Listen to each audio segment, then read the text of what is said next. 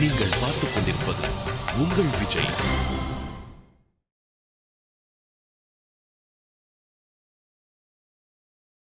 அந்த ப்ரொஜெக்டரை யார் எடுத்தான்னு எனக்கு தெரியும்.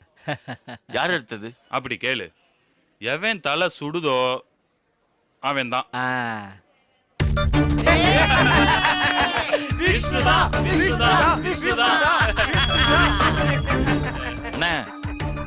என்னன்னா இது? நான் யோசனை தலையில கை வச்சிட்டேன்.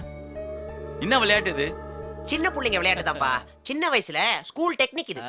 விஷ்ணு, ப்ரொஜெக்டரை தள்ளி விடுறப்ப உனக்கு 60 எங்களுக்கு 40. உங்களுக்கு நான் ஏன் பங்கு தரணும்?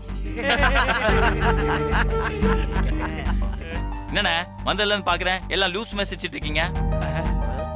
அப்போ நீ பங்கு தரமாட்ட. மாட்டேன்.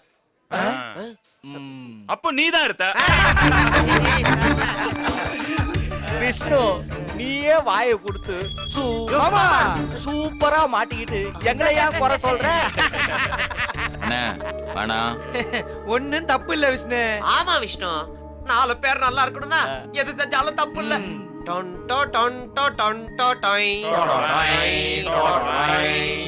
உங்க கூட உட்காந்து பேசிட்டு பாரு எல்லாம் என்ன சொல்லணும். விஷ்ணு, எப்படிப்பா சூப்பரா பொருளை எடுத்த? திருடனாய் பார்த்து திருந்தாவிட்டால் திருட்டை ஒழிக்க முடியாது.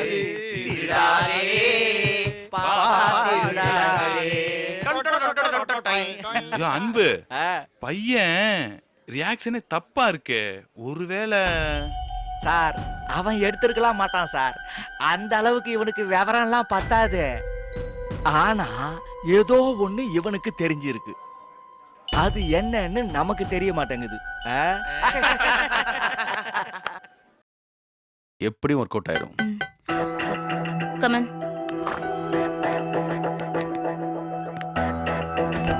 என்னப்பா கார்த்தி, வீட்டுக்கு போய் நல்லா யோசிச்சியா? என்ன முடிவு பண்ணிருக்க? இதுல யோசிக்க என்ன சார் இருக்கு? எத்தனை தடவை நீங்க கேட்டாலும் என் பதில் ஒண்ணுதான், எனக்கு தெரியாது. இங்க பாரு கார்த்திக், நீ சொல்ற பதில என்னால மும்பைல இருக்கவங்க கிட்ட சொல்ல முடியாது. ஒழுங்கா உண்மையை ஒத்துக்கோ. அப்போ நான் பொய் சொல்றேன்னு சொல்றீங்களா? நீ உண்மை சொல்றியா இல்ல பொய் சொல்றியான்னு கண்டுபிடிக்கிறது எங்க வேலை இல்ல. நீ உண்மையை ஒத்துக்கிட்டினா உனக்கு சேஃப். இல்லைன்னா திருடன்ற பட்டத்தோட காலம் முழுக்க ஜெயில கம்பி என்ன வேண்டியிருக்கும். முதல்ல நான் தான் ப்ரொஜெக்டர் எடுத்திருப்பேன்னு சந்தேகமா சொன்னீங்க. இப்ப நான் உறுதியா ஜெயிலுக்கு போவேன்னு சொல்றீங்க. பழியும் சுமத்தி தண்டனையும் நீங்களே கொடுத்துருவீங்க போல. பாத்தீங்களா சூசன், அவன் எப்படி பேசுறான்னு? நீங்க அவன் நல்லதுக்கு சொன்னீங்க, அதை புரிஞ்சுக்காம ரொம்ப நக்கலா பதில் சொல்றான்.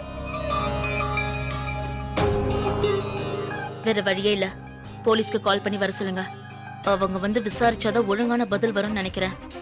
இங்க பாருங்க, யார் எப்படி விசாரிச்சாலும் என் பதில் ஒண்ணுதான், நான் திருடல. கார்த்தி, இப்படி பயமே இல்லாம பேசிட்டா எந்த தப்பும் செய்யலன்னு ஆயிடாது.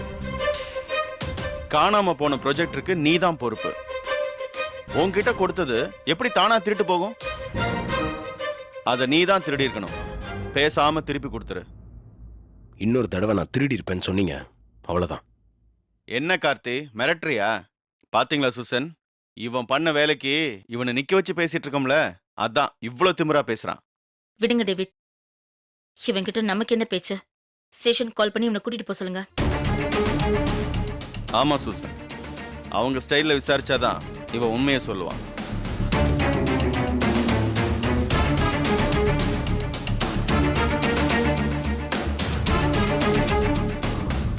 சார், நான் நெட்டெக் சொல்யூஷன்ல இருந்து டேவிட் பேசுறேன் சார். சொல்லுங்க சார். நேத்து ப்ரொஜெக்ட் திருட்டு பத்தி ஒரு கம்ப்ளைண்ட் கொடுத்திருந்தேன்ல சார், அதை இன்னைக்கு இன்வெஸ்டிகேஷன் பண்றதா சொல்லியிருந்தீங்க. நீங்க கம்ப்ளைண்ட் கொடுத்த ஆளு ஆபீஸ்ல இருக்காரா? ஆமா சார், இங்கே தான் இருக்காரு. சரி, ஹெட் கான்ஸ்டபிள் அனுப்புறேன், அவர் கூட அந்த ஆள் அனுப்பி வைங்க. Okay sir. என்ன சூசன் இதெல்லாம்? வேற என்ன பண்றது கார்த்திக்? 1000 2000 நாங்களே சமாளிச்சுப்போம். இது 6 lakhs. இதுக்கு யார் பொறுப்பெடுத்துப்பா? நாங்க முறையா நடந்துக்கலைனா மும்பைல இருக்கவங்களுக்கு எங்க மேலேயே டவுட் வந்துரும். என்ன ப்ரொசீஜரோ அதைத்தான் நாங்க ஃபாலோ பண்றோம். போலீஸ் வரைக்கும் போக வேண்டாம் தான் நாங்களும் பார்த்தோம். ஆனா நீ தான் உண்மையை ஒத்துக்க மாட்டேங்கிறிய. என்னமோ நான் எடுத்ததை கண்ணால பார்த்த மாதிரி சொல்றீங்க. கார்த்தி, ஒருத்தன் எடுத்தாங்கிறத கண்ணால பார்க்கணுங்கிற அவசியம் கிடையாது. ஒருத்தன் கண்ணை பார்த்தே அவன் தப்பு பண்ணியிருக்கிறானா தப்பு பண்ணலையாங்கிறத தெளிவா என்னால சொல்ல முடியும். நானெல்லாம் போலீஸ் டிபார்ட்மெண்ட் இருந்திருந்தா நேரம் பெரிய ஆளா இருந்திருப்பேன். ஆமா டேவிட், நீங்க எல்லாம் அந்த டிபார்ட்மெண்ட்ல இருக்க வேண்டிய ஆளுதான்.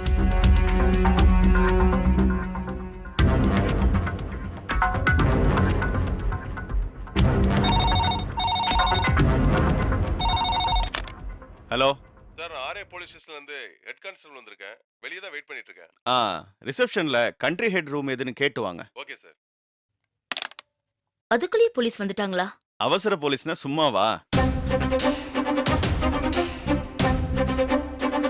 உன்னை கூட்டிட்டு போக ஸ்டேஷன்ல இருந்து ஆள் வந்திருக்காங்கப்பா.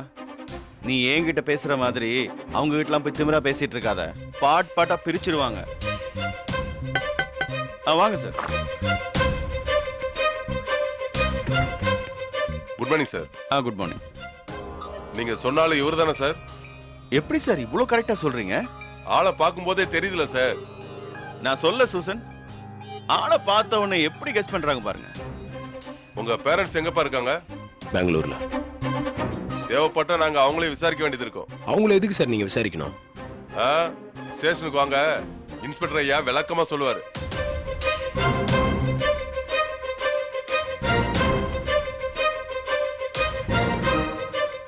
சரி, கிளம்பலாமா? எதுக்கு என்ன மட்டும் கூப்பிடுறீங்க? இந்த ஆஃபீஸில் நான் மட்டும் தான் வேலை செய்கிறேனா? ஹெச்ஆர்ல இருந்து அட்மின் வரைக்கும் எல்லாரையும் கூப்பிடுங்க. அது எங்களுக்கு தெரியும், நீ சொல்லாத. முதல்ல கிளம்பு. சார், கொஞ்சம் மரியாதையா பேசுங்க. தம்பி, இது ஆபீஸ்ங்கிறதால டீசெண்டா பேசிட்டு இருக்க. தப்பு பண்ணவனுக்கு இந்த மரியாதையே ஜாஸ்தி. இங்க பாருங்க சார், ஒருத்தர் விசாரிக்கிறதுக்கு முன்னாடி அவன் தப்பு பண்ணவன்னு எப்படி நீங்க முடிவு பண்ணுவீங்க? ஓ, விசாரிக்கணுமா? விசாரிச்சிருவோம். ஆமா சார், ஐயா கிட்ட சொல்லி கொஞ்சம் நல்லா விசாரிக்க சொல்லுங்க. அப்பதான் உண்மையெல்லாம் வெளியே வரும். அதெல்லாம் நான் பாத்துக்கிறேன் சார். கிளம்பு.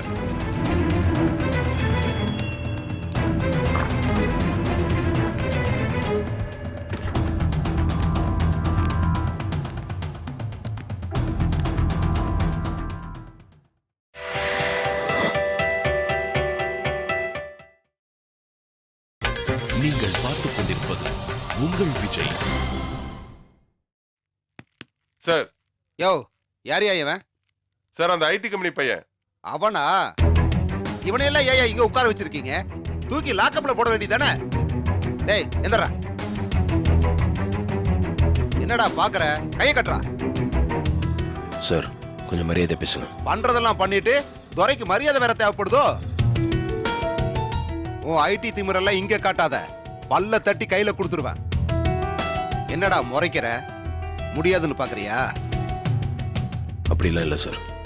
எங்கடா அந்த ப்ரொஜெக்டரு? தெரியாது சார், சத்தியமா நான் அதை எடுக்கல. டேய், ஒழுங்கா உண்மையை சொல்லி பொருளை எடுத்து வச்சா நீ தப்பிச்ச. இல்ல உன்னை ஜட்டியோட உள்ள உட்கார வச்சிருவேன். சார், சத்தியமா நான் எடுக்கல சார். டேய், தப்பண்ணவன் எவன்டா உண்மையை ஒத்துக்கிட்டு இருக்கான்? திருட்டு பையல. மொச பிடிக்கிற நாய மூஞ்சிய பார்த்தா தெரியாது? என்னடா பாக்குற? ஊர்ல இருக்கிற பாதி திருட்டு பயலுக படிச்சவனுக்கு தானடா. உண்மையை சொல்லுடா. பொருளை எங்க வச்சிருக்க? சொல்லுப்பா. தம்பி, ஐயா ரொம்ப மோசமானவர். ஏத்துக்கிட்டு பேசாத, அமைதியாரு. சரியா? நான் அப்புறம் கூப்பிடுறேன்ப்பா. எங்கடா அந்த ப்ரொஜெக்டரு? ஏய், போலீஸ்காரனோட அடி உனக்கு தெரியாது. தாங்க மாட்ட. ஒழுங்கா உண்மையை சொல்லிட்டா உனக்கு நல்லது. எனக்கு தெரியாது சார். என்னடா சொன்னதையே சொல்லிக்கிட்டு இருக்க? உன் பேர் என்ன? கார்த்திக். பேரெல்லாம் ஹீரோ மாதிரி தான் இருக்கு. ஆனா பண்றதெல்லாம் வில்லத்தனமாவல இருக்கு. உங்க அப்பா அம்மா எல்லாம் எங்க இருக்காங்க?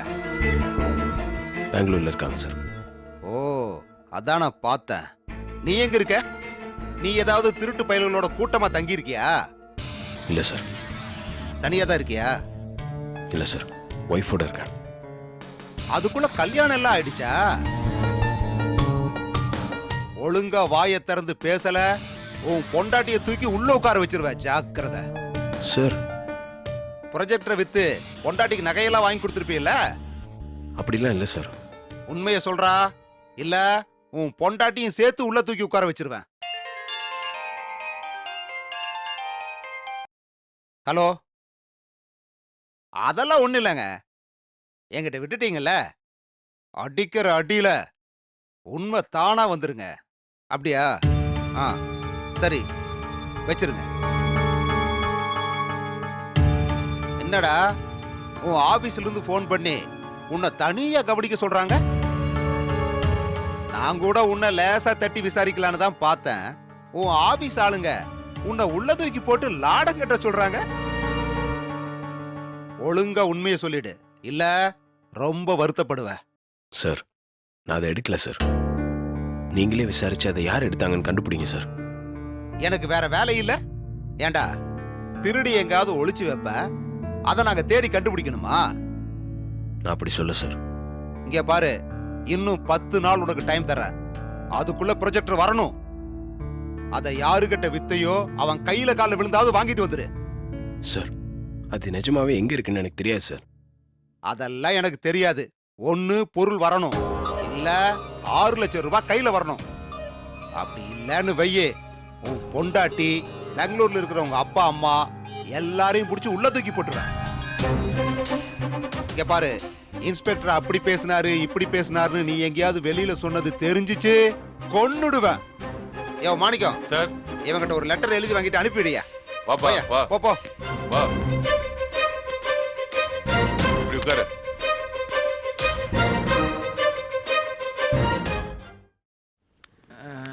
ஐயோ மாமா, நான் போய் பட்டர் பிஸ்கட் வாங்கிட்டு வந்துட்டுமா? பசி உயிர் போது மாமா. டேய், நமக்கு வேண்டப்பட்டவன் உள்ள இருக்கானேன்னு மனசு பக்கு பக்குன்னுது. நீ என்னடானா பட்டர் பிஸ்கட் வாங்கிட்டு வரேன்னு சொல்ற?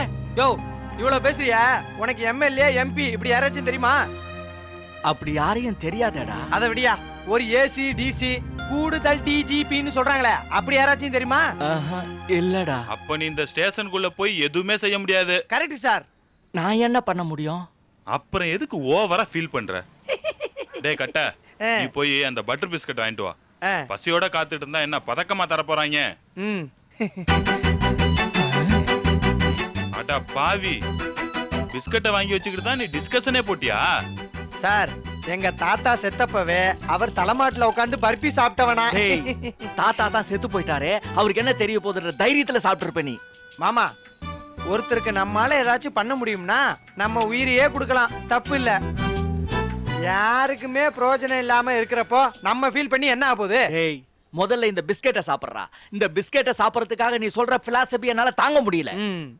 சரி, விஷ்ணு எங்க? விஷ்ணு வக்கீல பார்க்க போயிருக்கான் சார். ஃப்ரெண்டு உள்ள கஷ்டப்பட்டுட்டு இருக்கான். சட்டு புட்டுன்னு வக்கீல பார்த்து கூட்டிட்டு வர வேண்டாமா? எதுக்கு இவ்வளவு டிலே பண்றான்? என்ன சார் பேசுறீங்க? காலங்காத்தால வக்கீல் கிடைக்க வேணாமா?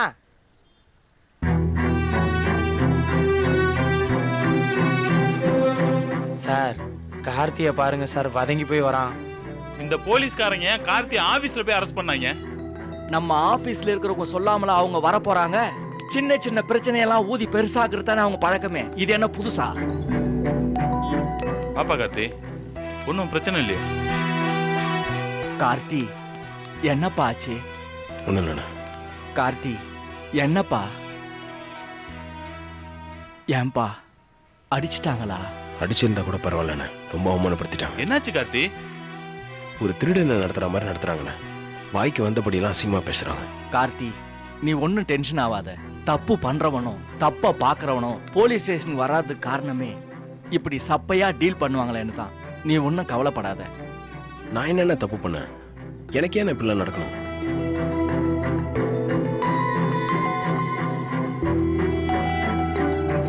கார்த்தி, தப்பு பண்ணவன்லாம் நான் ஜெயிலுக்கு போறேன்னு கையை காமிச்சு போயிட்டு இருக்கானுங்கப்பா. உன்ன மாதிரி தப்பு பண்ணாதவன் தான் மானம் போகுதேன்னு பயந்து ஃபீல் பண்ணிட்டு இருக்கானுங்கப்பா. அது இருக்கட்டும் கார்த்தி, என்ன உன்னை விட்டானுங்க? ஆமாண்ணே, இன்னொரு 10 நாள் டைம் கொடுத்துருக்காங்க. எதுக்கு? ஒன்று காணாம போன ப்ரொஜெக்டரை திரும்ப தரணுமா, இல்லைன்னா அதுக்கு உண்டான காசு தரணுமா. நீ ஏன்பா தரணும்? இல்லைன்னா உள்ள தூக்கி போட்டுருவான்னு சொல்றாங்கண்ணே. என்ன கார்த்தி சொல்ற? கம்பெனியோட காம்ப்ரமைஸா போக சொல்றாங்க. ஏப்பா, காணாம போன பொருளை கண்டுபிடிக்கிறதுக்கு தானப்பா போலீஸ். அவங்க எதுக்கு ஒன்ன கம்பெனியோட காம்ப்ரமைஸா போக சொல்றாங்க? கம்பெனில இருந்து என் மேல தானே கம்ப்ளைண்ட் கொடுத்துருக்காங்க. நம்மளே பேசி காம்ப்ரமைஸா முடிக்க சொல்றாங்க. அநியாயமா இருக்கு. யோ, இதோட விட்டாங்களேன்னு சந்தோஷப்படியா. தூக்கி புழல்ல போட்டிருந்தாங்கன்னா என்ன இருக்கும்? என்ன கார்த்தி பண்ண போற? எனக்கு ஒன்றுமே புரியலண்ணா. ஏன்பா ராஜிக்கு ஃபோன் பண்ணியா? ஃபோன் பண்ணலண்ணா, ஆனால் மெசேஜ் பண்ணேன். எப்பா நாங்க ராஜி கிட்ட பக்குவமா விஷயத்த சொல்லிட்டோம், நீ ஒன்றும் கவலைப்படாத. விஷ்ணு எங்கண்ணே? வக்கீல கூட்டுறேன்னு இப்பதான் ஃபோன் பண்ணான். இல்லைண்ணே, தேவையில்ல, அவங்களே இது வேணான்னு சொல்லிட்டாங்க. டே கட்ட, நீ விஷ்ணுக்கு போனை போட்டு விஷயத்த சொல்லிடு. அவன் பாட்டுக்கு டென்ஷன்ல கிளம்பி வந்துட போறான். சரி சார். கார்த்தி ஃபீல் பண்ணாத. குரு பெயர்ச்சி தனுசுக்கு ஃபேவரா இல்லை, இருந்தாலும் நல்லவங்களை அது ஒன்றும் செய்யாது. நான் அதுக்காக ஃபீல் பண்ணேண்ணே, கோவமாக இருக்கேன். என் மேலே பழிய போட்டவங்க யாருன்னு கண்டுபிடிச்சு நான் பட்ட அவமானத்தை அவங்கள அனுபவிக்க வைக்கல. என் பேர் கார்த்திகேயன் இல்லைண்ணா. கார்த்தி, முதல்ல இந்த பிரச்சனையை எப்படி சரி பண்றதுன்னு யோசிப்போம். அப்புறமா எடுத்தவனை என்ன செய்யலான்னு பார்த்துக்கலாம். ரொம்ப கொடுமை சார் இது. வேலை பார்க்குற இடத்துல போலீஸ் வந்து கூப்பிட்டு போகுது. கம்பெனியை நின்று வேடிக்கை பார்க்கும்போது எவ்வளோ அவமானமாக இருந்துச்சு தெரியுமா? புரியுதுப்பா. நல்ல வேலைண்ணா, போலீஸ் வரும்போது ராஜி கேன்டீனில் இருந்தா. அவளுக்கு விஷயம் தெரிஞ்சிருந்தா அழுத ஆர்ப்பாட்டம் பண்ணியிருப்பான். கொடுமைண்ணா இது. நம்ம எதிரிக்கு கூட இப்படி ஒரு சூழ்நிலை வரக்கூடாதுண்ணா. என்னை இந்த நிலைமைக்கு தள்ளினது யாராக இருந்தாலும் சரி, அவங்கள நான் மன்னிக்கவே மாட்டேன். சூசன், டேவிட், வேற யார் இந்த பிரச்சனையை பண்ணியிருந்தாலும் சரி, செத்தானுங்கண்ணா அவனுங்க. அவனுங்களை கண்டுபிடிச்சு தூக்குறேன். கார்த்தி, அதெல்லாம் இருக்கட்டும். நீ முதல்ல வீட்டுக்கு கிளம்பு. எதுவா இருந்தாலும் அப்புறம் பேசிக்கலாம். ஆமா கார்த்தி, இப்ப எதுவும் யோசிக்காத. மனசுக்கு ரொம்ப கஷ்டமா இருக்கும். வா வா கார்த்தி, போலாம். வாப்பா. வாயா போலாம்.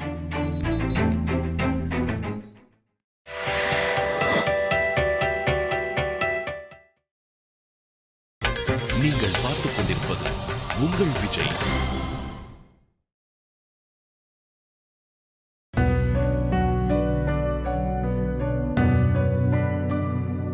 கார்த்திக், காஃபி சாப்பிடுறியா? இல்ல.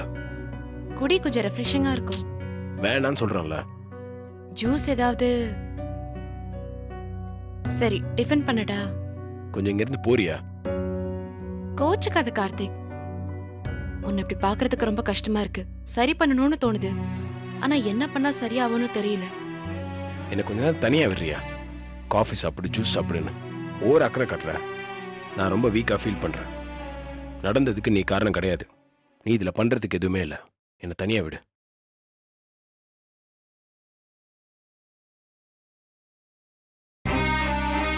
கார்த்திக், நடந்த எதுக்குமே நான் காரணம் கிடையாது. நான் செய்யறதுக்கும் எதுவும் கிடையாது. ஆனா உனக்கு எந்த அளவுக்கு கஷ்டமா இருக்கோ அதை விட 1000 மடங்கு எனக்கு கஷ்டமா இருக்கு கார்த்திக். சத்தியமா சொல்றேன் கார்த்திக், நீ ஸ்டேஷனுக்கு போய் என்னென்ன கஷ்டப்பட்டியோ நினைக்கிறப்போ எனக்கு ரொம்ப கஷ்டமா இருக்கு. ராஜி, இப்ப நீ எதுக்கு ஃபீல் பண்ற? உன்ன மாதிரி ஒரு ஆளுக்கு ஏன் இப்படி எல்லாம் கஷ்டம் வரணும்? ஒண்ணும் இல்ல, விடு. என்னோட ராசி சரியில்லை, என்னாலதான் உனக்கு இவ்வளவு கஷ்டமோ? ஏய் லூசா நீ. அதுக்கும் இதுக்கும் என்ன சம்மந்தம்? வேணும்னு பிளான் பண்ணி அடிக்கிறாங்க. அதனால நீ இருந்தாலும் இல்லைனாலும் இந்த பிரச்சனைலாம் வரதான் செய்யும். இன்னும் சொல்ல போனா நீ கூட இருக்கிறதுனால தான் எவ்வளவு பெரிய பிரச்சனையா இருந்தாலும் எனக்கு சாதாரணமா தெரியுது. அப்படியா? ம். எனக்கு கஷ்டமா இருக்கு. எனக்கெல்லாம் ஒரு கஷ்டமும் இல்லை. போலீஸ் ஸ்டேஷன்ல ராஜி, வாழ்க்கையில் நல்லது கெட்டதுலாம் எதுவுமே இல்லை. எல்லாமே ஒரு எக்ஸ்பீரியன்ஸ் தான். இன்னொரு தடவை ஸ்டேஷன் கூப்பிட்றப்போ பயப்பட வேண்டிய அவசியம் இல்லை பாரு. செய்யாத தப்புக்கு இப்படி ஒரு தண்டனை தேவையா? நம்மளாம் வழியே போய் வம்பு வாங்குறது வேற விஷயம். நம்ம ஒழுங்கா இருந்தாலே அதை அவாய்ட் பண்ணிடலாம். சில பிரச்சனைகள் நம்மளை தேடி வரும். அது எப்போ வரும், எப்படி வரலாம் தெரியாது. ஆனால் வரும். அதை அவாய்ட் பண்ண முடியாது. தைரியமா ஃபேஸ் பண்ணணும், அவ்வளோதான். வாழ்க்கையில் உனக்கு பிரச்சனையே வரலன்னா நீ ஒரு தப்பான ஆளாக இருக்கன்னு அர்த்தம். நீ வாழ்க்கையில் இன்னும் எதுவுமே முயற்சி பண்ணலன்னு அர்த்தம். நமக்கு 4 கெட்டது நடக்குதுன்னா நம்ம நல்லவன் தானே அர்த்தம். இதெல்லாம் ஒரு சப்ப மேட்டர் ஆச்சு. லைஃப்பில் நம்ம இன்னும் பார்க்க வேண்டியது எவ்வளவோ இருக்கு. அந்த ப்ரொஜெக்டர் கிடைச்சிருமா? அது தெரியல. ஆனால் நான் ப்ரொஜெக்டர் எடுக்கலன்றது எல்லாருக்கும் தெரிய வரும். எப்படி சொல்ற? ஏன்னா அதான உண்மை. உண்மை ஜெயிச்சு தானே ஆகணும். நீ டவுன் ஆகாத, ஜாலியா இரு. இது ஒரு கேம் மாதிரி எடுத்துக்கோ. ஒன்றும் அவசரம் இல்லை, மெதுவாகவே கண்டுபிடிக்கலாம். என்ன கவலை போச்சா? தைரியம் வந்துருச்சா? ஹாப்பி ஆயிட்டல? என்ன சிரிக்கிற? மனசு கவலை போயிடுச்சு, எனக்கு நம்பிக்கை வந்துருச்சு. நீ ஜாலி ஆயிட்ட வேற. ஆமால. எப்படி நம்ம டெக்னிக்? டெக்னிக்கா? ஆமா, கவலைப்படாதன்னு நான் சொன்னேன், நீ என்கிட்ட கோச்சுக்கிற. நான் கவலைப்படுற மாதிரி நடிச்சேன், நீ என்னடானா கவலைப்படாதன்னு எனக்கு ஆறுதல் சொல்ற. நான் கூட இவ்வளவு நல்லா அட்வைஸ் பண்ணிருப்பேனான்னு தெரியாது. நீ அவ்வளவு சூப்பரா எனக்கு அட்வைஸ் பண்ண. எல்லாமே டிராமாவா? இல்ல கார்த்திக், இந்த நிமிஷம் வரைக்கும் இப்படி உனக்கு நடந்தது எனக்கும் கஷ்டமா தான் இருக்கு. ஆனா உனக்கு ஒரு கஷ்டங்கிறப்போ அது ஏத்துக்காத உன் மனசு எனக்கு ஒரு கஷ்டங்கிறப்போ ஓடி வந்து ஒண்ணும் இல்லைங்கிற மாதிரி தட்டி கொடுத்தது பாரு, அதான் கார்த்திக் லவ். எனக்கு என்னையே அட்வைஸ் பண்ண வச்சிட்டல? அப்படிலாம் இல்ல கார்த்திக், எவ்வளவு கஷ்டத்தை வேணாலும் தாங்கிக்கலாம். ஆனா ஒரு சின்ன அவமானத்தை கூட தாங்கிக்கிறது சிரமம் தானே எனக்கு புரியுது. உன்னை இவ்வளவு கஷ்டத்துக்கு உள்ளாக்குனவங்கள நீ மன்னிச்சா கூட நான் மன்னிக்க மாட்டேன். அவன் மட்டும் யாருன்னு தெரியட்டும், அவனை என்ன பண்றேன்னு பாரு. ஏய் விடு. அதெல்லாம் என்னால விட முடியாது கார்த்திக். நம்ம எதிரிங்களை டார்ச்சர் பண்றதுக்கான ஒரே வழி அவங்க முன்னாடி நம்ம நல்லா வாழ்ந்து காட்டுறதுதான். திரும்பவும் நான் தான் விட்டா? எல்லாருக்கும் எல்லாம் தெரியும். அடுத்தவனுக்கு பிரச்சனை வரும்போது பயங்கரமா அட்வைஸ் பண்ணுவோம். அதுவே நமக்குன்னு வரப்போ அதை ஏத்துக்க மாட்டோம். இப்போ உனக்கே தெரியுதுல்ல, இது ஒரு பெரிய பிரச்சனை எல்லாம் இல்லைன்னு. ஒன்றும் இல்லைதான், ஆனாலும் இதை நான் சும்மா விடுறதா இல்லை. என் மேலே பழி போட்டவன் எவனா இருந்தாலும் எனக்கு பதில் சொல்லி தான் ஆகணும். சரி, காஃபி வேண்டாம், ஜூஸ் போட்டுதா. ஐயோ, என்ன பழம் எதுவும் இல்லையே. ஜூஸ் வேணுமான்னு கேட்ட? நீ சோகமா இருக்க, ஜூஸ் வேணுமான்னு கேட்டா வேணான்னு சொல்வேங்கிற நம்பிக்கையில தான் நான் அப்படி கேட்டேன். ஆனா இந்த ட்விஸ்ட நான் எதிர்பார்க்கல.